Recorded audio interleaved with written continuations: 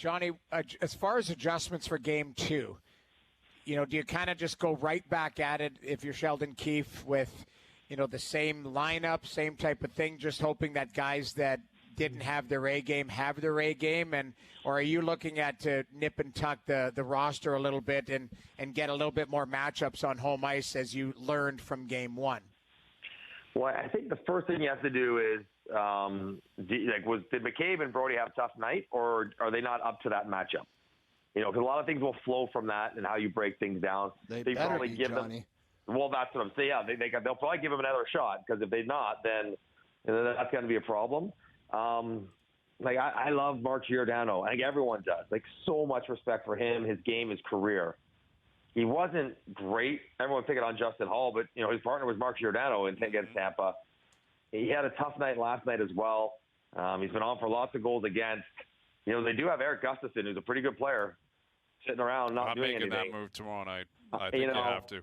And I wonder if they don't go. They said we need puck movers and skaters. Like the guys we have, even a grittier player like Giordano is probably not strong enough to physically corral the cycle. They're just not.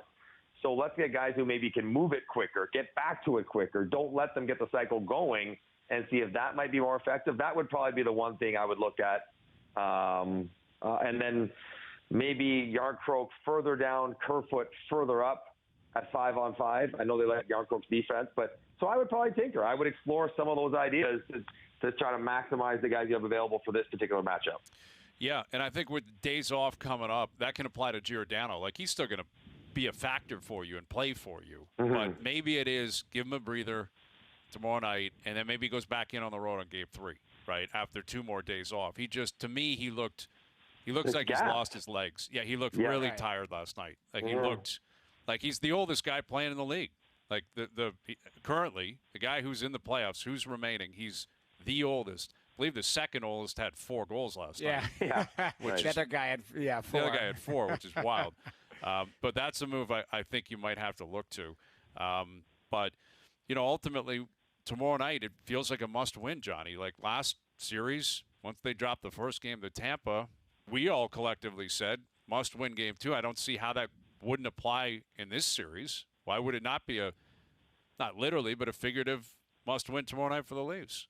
Yeah, it feels that way. Yeah. I mean, the strength of the road teams in this playoffs is astounding. I mean, it's crazy how many games they've won. But, yeah, you don't want to be going down 0-2 back to Florida, having to win 4 or 5 with 3 of them in Florida. That's not likely to happen. So, I think the Leafs will approach it as a must-win. They'll bring their appropriate energy and desperation, and I expect them to win, actually, in a game. They were right there. It's not like it was completely lopsided. There was a couple things that they got wrong. There were a couple of mistakes they need to make. But I still think there's room for them to be better, and I think their best game beats Florida's best game, and that's what they got to try to get to.